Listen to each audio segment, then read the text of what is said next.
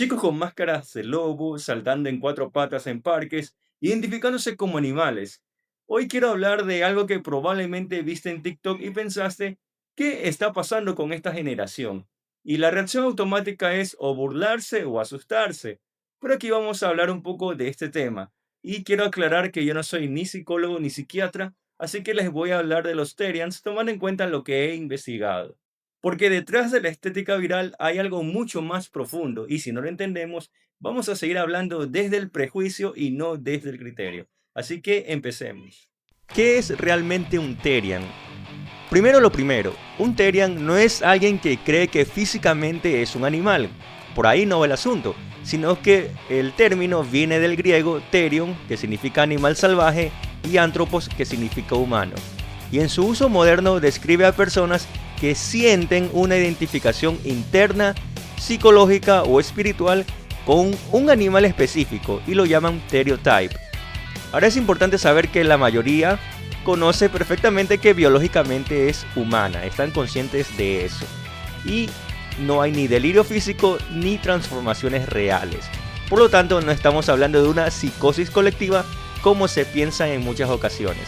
Estamos hablando de una identidad simbólica y eso cambia totalmente la conversación. No es lo mismo que furry. Aquí hay una confusión masiva y eso vamos a dejarlo en claro. Un furry participa en un fandom artístico de animales antropomorfos y es creativo, estético y cultural a la vez. Un Terian no habla de disfraz, sino de identidad y esa diferencia es clave. Porque cuando mezclamos todo, terminamos ridiculizando algo que ni siquiera entendemos. Esto no nació en TikTok. Y aquí viene algo interesante. Esto no empezó ayer, sino en 1992, hace más de 30 años incluso, cuando ya existía un grupo llamado alt.horror.werewolves.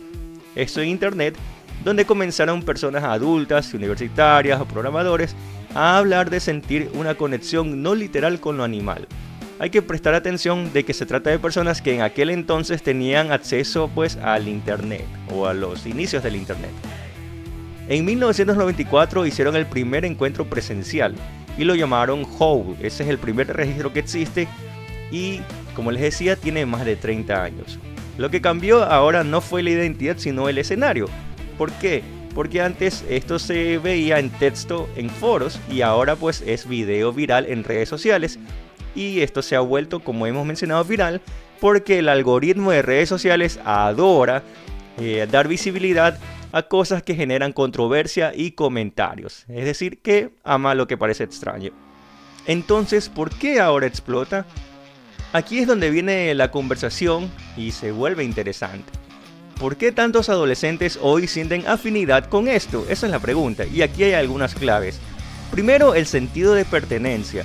La adolescencia es búsqueda de identidad. Creo que todos hemos sido adolescentes y conocemos, pues hemos vivido esa parte de nuestras vidas y sabemos a lo que se refiere.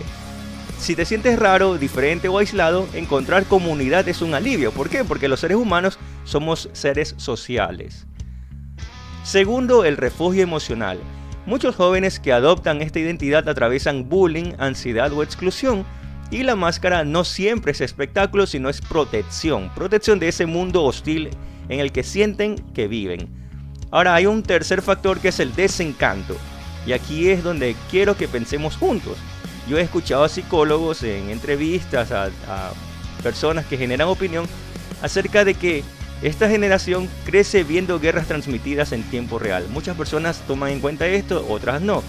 Pero sí, esta es una realidad que se suma a la crisis climática, precariedad económica, los discursos de odio normalizados y hay que tomar en cuenta que en este punto de los discursos de odio normalizados, en Ecuador se estaba promoviendo una reunión Terian en Quito, pero se canceló porque recibieron mensajes agresivos y amenazas.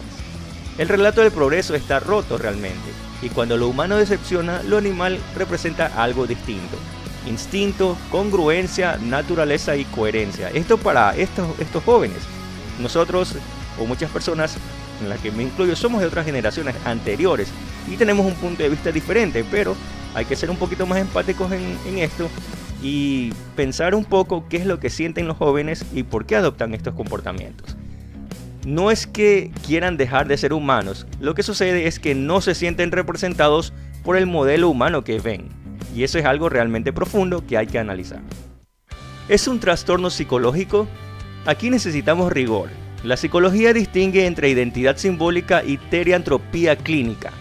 Esto es extremadamente raro y es cuando alguien cree físicamente que su cuerpo se está transformando. La mayoría de los terians no está ahí, sino es que mantienen un juicio de realidad, van al colegio, trabajan e interactúan. El problema muchas veces no es la identidad sino el estigma, y cuando ridiculizamos sin entender, empujamos más al aislamiento y a veces hasta el odio incluso. Eso sí es lo peligroso del asunto. Esto no es nuevo, antes fueron los punks y los emos. Y aquí te voy a hacer una pregunta incómoda, si eres de generaciones anteriores. ¿Recuerdas cómo se hablaba de los punks en los años 70? Violentos, antisistema, entre comillas, el fin de la juventud. Ahora, ¿recuerdas a los góticos en los 90? Oscuros, problemáticos. La frase algo no está bien con ellos era la que resonaba. Y en los 2000 los emos eran demasiado sensibles, dramáticos o una generación frágil, así eran catalogados. Cada generación realmente tiene su tribu incomprendida. Sociológicamente el patrón es el mismo. Un grupo joven usa estética para expresar malestar interno y la sociedad adulta reacciona con burla o pánico. Los medios exageran y el tiempo termina normalizando lo que antes parecía escandaloso. La diferencia ahora es el escenario. Antes la subcultura era local, el barrio, el colegio, los lugares públicos en general. Hoy es global y algorítmica debido a las redes sociales y al mundo digital en el que estamos viviendo. Un video se viraliza en horas y el juicio también. Los terians no son una anomalía histórica, son la versión digital de algo que siempre ha existido. Jóvenes intentando entender quiénes son en un mundo que no termina de convencerlos. Antes luchaban por causas y ahora, aquí viene la frase que siempre aparece. Es que antes los jóvenes luchaban por causas reales, pero pensemos esto con calma. En los años 60 y 70 había grandes relatos colectivos, derechos civiles por los cuales luchar, democracia, revolución cultural y movimientos estudiantiles. Había utopías, había proyectos de futuro que se querían alcanzar. Incluso el punk, que parecía caos, era una reacción política al sistema económico y social. En los 2000, los emos expresaban dolor, pero dentro de un mundo que todavía prometía estabilidad si seguías en el camino correcto. Pero las cosas han cambiado, el contexto es diferente. Estamos presenciando el crecimiento de una generación que viene viendo crisis climáticas irreversibles, guerras transmitidas en tiempo real, precariedad laboral estructural, la sensación de que aunque estudies, trabajas y hagas lo que se dice correcto, el futuro no está garantizado. Cuando el sistema deja de ofrecer esperanza colectiva, la lucha se vuelve más íntima. Ya no es hora de cambiar el mundo, sino de encontrar un lugar donde cada uno pueda existir sin que se esté fallando. Esto cambia el tipo de identidad que emerge. Antes la rebeldía era política y hoy muchas veces es existencial. Y la teriantropía puede leerse desde ahí, no como abandono de causas, sino como búsqueda de sentido en un entorno donde los grandes relatos se han fracturado. No es que esta generación sea más superficial, es que el contexto que heredó es más incierto. El fenómeno de la burla. ¿Por qué incomoda tanto ver a un adolescente saltando como un animal? Simple, porque rompe nuestro marco de normalidad. Y cuando algo desordena lo que creemos correcto, reaccionamos con pánico moral. El algoritmo además amplifica lo más cringe, como se le dice ahora a los comportamientos vergonzosos, digamos. Saca fragmentos sin contexto y los convierte en espectáculo. Es decir, que no se busca entender, sino viralidad. Y mientras tanto, nadie se pregunta qué es lo que hay detrás. Ahora vamos con el riesgo real, que es algo importante. No se trata de romantizar esto, pero sí hay riesgos físicos reales si alguien practica 4 bits, es decir, estos movimientos en los que un humano, un joven, camina como perro, corre como perro, brinca como perrito. Esto sin preparación puede causar lesiones en rodillas, muñecas y columna vertebral.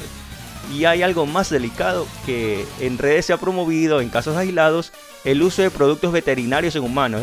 Esto es algo que hay que tomar en cuenta y lo que hay que educar en ese sentido, ¿no? Para evitar posibles daños en estas personas. Eso sí es una alarma legítima, obviamente, pero una cosa es advertir riesgos reales y otra es atacar identidades desde la burla. Yo no estoy aquí para decirte qué es correcto o incorrecto. Estoy aquí para proponerte algo más útil, que es preguntarnos por qué surge esta subcultura.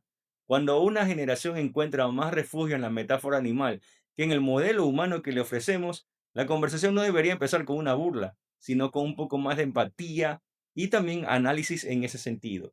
Debería empezar el debate con responsabilidad.